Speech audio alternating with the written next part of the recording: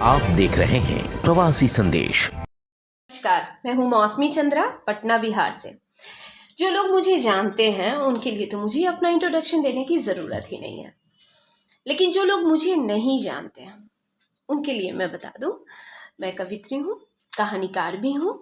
मेरी करीब 12-13 साझा संकलन निकल चुकी हैं। 300 से 400 मैगज़ीन्स में और न्यूज़पेपर में मेरी कविताएं, रचनाएं छपती है। और अब हाल में ही मैं अपनी किताब के साथ, अपनी एकल कथा संग्रह के साथ हाजिर होंगी आप लोगों के समक्ष। जल्दी ही आने वाली है, जिस किताब का नाम है टूटती सांकलें।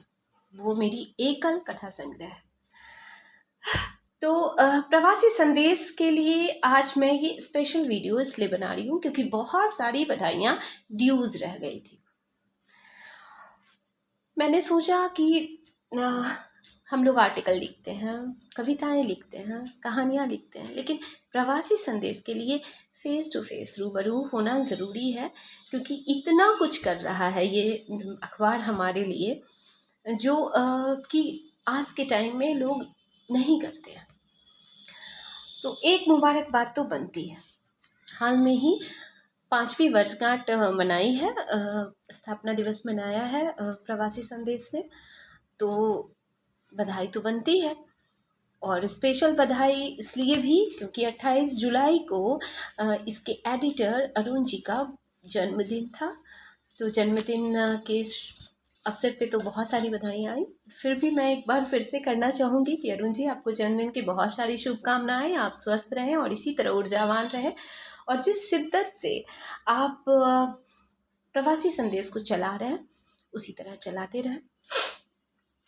अभी आज बहुत सारी रचनाएं लेकर मैं नहीं आई हूँ आपके पास, क्योंकि मेरे पास बोलने के लिए कुछ था। मैं अपनी 2 कविताएं लेके आई हूँ सिर्फ, लेकिन ये थैंक यू मैसेज मैं देना चाहती हूँ अपने पूरे साहित्यकार कौम की तरफ से। अपनी मेरे जितनी मेरे लेखक लेखिकाएं, मेरे दोस्त हैं, क्योंकि बहुत लोगों को मैंने ईमेल्स दिया है और उन लोगों की रचनाएं धड़ल्ले से छपती है प्रवासी संदेश में।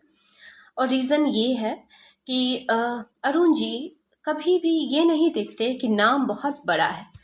वो हर उस लेखक लेखिका को उनकी रचनाओं को अपने अखबार में जगह देते हैं जो नए हैं, जो अभी अपनी पहचान बनाने में लगे हुए हैं।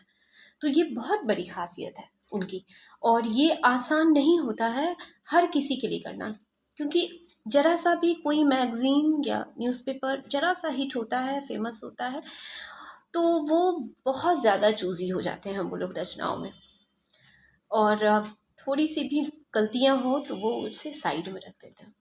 लेकिन ये जो प्रोत्साहित करते हैं प्रवासी वाले अरुण जी हमारे, तो बहुत उत्साह मिलता है, बल मिलता है, उनके हौसलों को उड़ान मिलती है, और नए नए लेखक लेखिकाओं को। तो इसी तरह ये हमेशा साहित्य के, सिर्फ साहित्य के ही दृष्टि से नहीं, ये हर एक मतलब जो भी चीज़ें रहती है, बारीक से बारीक टॉपिक को भी अखबार में जगह देते हैं। जैसे कि आज मैं पढ़ रही थी, हाँ मैं पढ़ रही थी, मैं पटना में रहती ज़रूर हूँ, पर मैं मुंबई का पेपर पढ़ती हूँ। कैसे? क्योंकि हर दिन हमें इसका पीडीएफ मिलता है। हम लोग लिखते भी हैं, ये ऐसा है, ये एक मंच है जिस पे हम लोग लिखते भी हैं, जहाँ हम कविता भी डालते हैं, आर्टिकल भी डालते हैं, कहानियाँ लिखते हैं, लघु कथाएं लिखते हैं, अपने वीडियोस ऑडियोज़ बनाते हैं। उन्हें भी कभी कभी मैं सोचती हूँ कि मैं ऑडियो बहुत सिंपल सा बना रही हूँ और भेजूँगी, उनको पता नहीं कैसा है ये, पर प्रेजेंट करने का तरीका इतना अच्छा रहता है अरुण जी का कि वो सिंपल ऑडियो को भी बहुत खूबसूरत वीडियो बना देते हैं। तो थैंक यू, बहुत बड़ा सा थैंक यू पहले तो आपको कि आप लोग बहुत सोचते हैं हम सभी लोगों के लिए, और जब वो इतना सोचते हैं तो हमें भी थोड़ा प्यार प्रवासी संदेश को देना चाहिए। मंदी का दौर है, तो सब्सक्राइब कीजिए चैनल, ज़्यादा से ज़्यादा पढ़िए इसे। और ऐसे दौर में जहाँ कि अखबार काफ़ी कम हो गए हैं पढ़ना, और ये अपनी गुणवत्ता को बनाए हुए, बचाए हुए, तो हमारा भी फ़र्ज़ बनता है कि थोड़ा सा प्यार इस अखबार को दें हम। तो आज मेरे पास आया 5वीं वर्षगांठ स्पेशल जो विशेषांक होता है, उसमें मुझे कुछ चीज़ें बहुत ज़्यादा अच्छी लगी। मैं 2 बार 3 बार पढ़ रही थी, उसे पलट रही थी। 100 पेज का अखबार था वो, मैगज़ीन जो बना था वो 100 पेज का था और इतने अच्छे से हर मतलब विषय वस्तु को रखा गया था उसमें। मैंने देखा लेख भी थे, काफ़ी अच्छे आर्टिकल भी थे। एक निरंजन परिहार जी की आर्टिकल थी, मुश्किल वक्त में भी अटल प्रवासी संदेश। तो सच में हर एक चीज़ जो हम लोग न्यूज़ में बाद में आती है, न्यूज़ में हम लोग थोड़ा बहुत सुनते हैं और जब उसको इतने अच्छी तरह से डिटेल किया रहता है, तो तारीफ़ की बात है अरुण जी और उनकी पूरी टीम को। सीमा पारिक जी जो इनकी इवेंट एडिटर हैं, उन्होंने लिखा है सफ़र ऐसे ही चलता रहेगा, एक आर्टिकल था। हाँ जी, बिल्कुल चलता रहेगा। जब आप जैसे लोग हैं प्रवासी संदेश में, तो सफ़र निश्चित ही चलता रहेगा और हम लोग इस सफ़र में जितना हो सके उतना योगदान देंगे। बहुत सारे आर्टिकल थे जो मुझे बहुत ज़्यादा पसंद आए। ओलंपिक पे काशी की सांस्कृतिक समृद्धि को दिखाते हुए विवेकानंद जी के बारे में, उनके विचारों के बारे में आपने बहुत अच्छा लिखा है।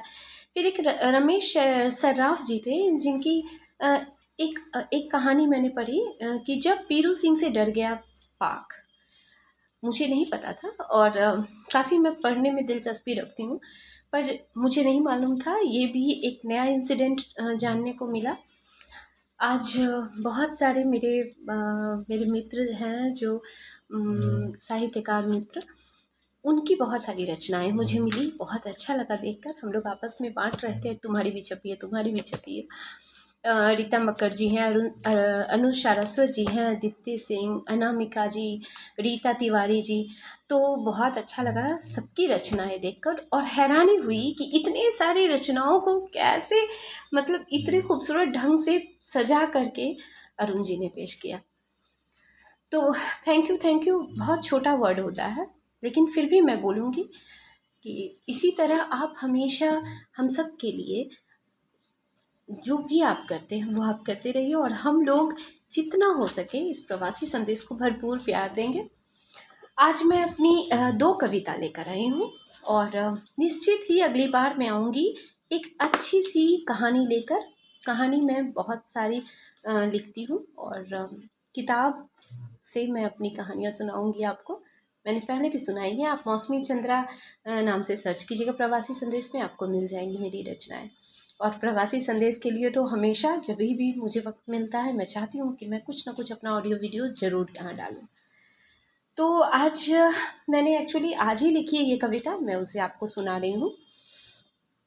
एक तो सावन ऐसा होता है कि सावन में श्रृंगार करते हैं हम लोग, शिव जी की पूजा करते हैं और सावन में विरह का ये मौसम है, क्योंकि अगर किसी का साजन उसके पास नहीं होता है तो वो उसे कितना मिस करती है, कितना याद करती है। तो विरह की अग्नि में जो जलती हुई नायिकाएं होती हैं, उनके लिए मैंने एक कविता लिखी है, वो मैं आपको सुनाऊंगी। कविता का शीर्षक है सावन और तुम। सावन और तुम, गहरा नाता है दोनों का। इन्हीं बारिशों के बीच कभी मिले थे मैं और तुम। फिर ना जाने कितनी बरसातें बनती गई साक्षी हमारे प्रगाढ़ प्रेम की। तुम्हारी लाई वो हरे कांच की चूड़ियां अब भी सजी है मेरी अलमारी में। वो हरा दुपट्टा भी जिसे ओढ़ तुम घंटों लेटे रहते थे मेरी गोद में।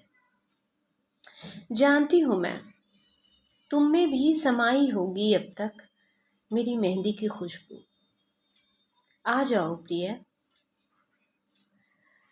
कि अधूरी है तुम बिन ये सावन की बूंदें, ये झूले, ये मेहंदी, ये श्रृंगार। अब तो ये खूबसूरत मौसम भी मुझे लगती है बस पानी की एक उदास धार। सही बात है, मौसम कितना भी खूबसूरत हो, अगर साजन पास ना हो तो उसकी प्रियतमा को वो मौसम बेरंग ही लगता है।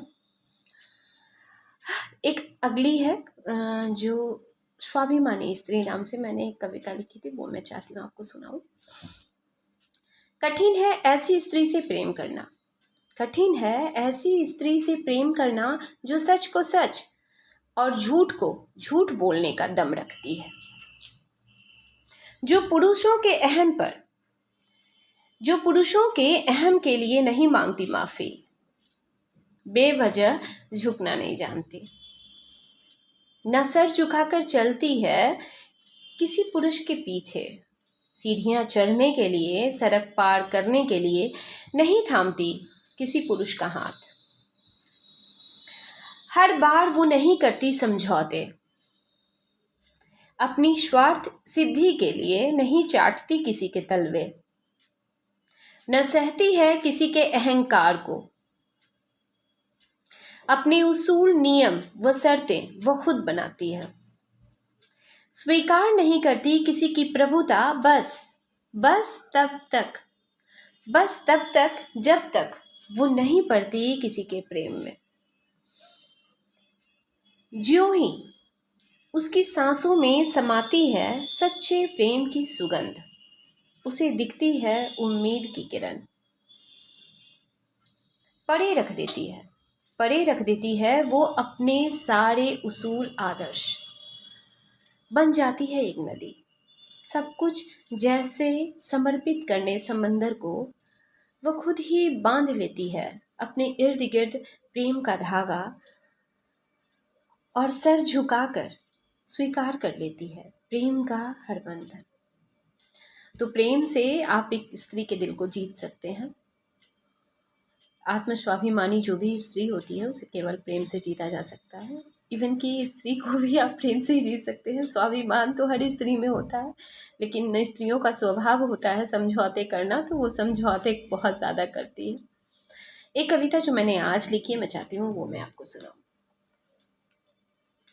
मन पाखी, मेरी कविता का शीर्षक है मन पाखी। बावला मन बस एक धुन पिया को तरसे नयन, बावला मन बस एक धुन पिया को तरसे नयन, व्याकुल अधर बस रटत रहे कब आए प्रियतम, पीर हृदय की कोई न जाने, बस जाने धड़कन, विरह दंश चुभोए डंक, प्रीत ही है मरहम, मन पाखी अब उड़ना चाहे जिस देश बसे सजन। तो ये 3 कविता आज मैं यही 3 कविता आप लोगों को सुनाती हूँ और अगली बार कहानी सुनाऊंगी। अपनी किताब के साथ आना है मुझे, तो आप लोग ज़रूर मेरी किताब जब भी आएगी तो मैं चाहूँगी कि आप लोगों का प्यार मेरी किताब को मिले। और किताब का नाम है टूटती सांकलें, जो कि अगस्त में आ रही है। तो मिलती हूँ फिर अपनी किताब के साथ। और प्रवासी संदेश को एक बार फिर से बहुत सारी बधाइयाँ। अरुण जी को उनके जन्मदिन के अवसर पे बहुत सारी बधाइयाँ और मेरी बहुत सारी शुभकामनाएं। आप लोग इसी तरह जितना ज़्यादा साहित्य के क्षेत्र में आप लोगों का योगदान जो है वो हमेशा हम लोगों को मिलता रहे। आप लोगों का मार्गदर्शन, आप लोगों का सपोर्ट, इसकी हमें ज़रूरत है। और हम लोग भी प्रवासी संदेश को उतना ही प्यार देंगे, ये हमारा भी वादा है प्रवासी संदेश की पूरी टीम के साथ। अगली बार फिर मिलती हूँ, तब तक के लिए नमस्कार। प्रवासी संदेश को लाइक करें, शेयर करें, कमेंट करें, सब्सक्राइब करें और बेल आइकन जरूर दबाएं।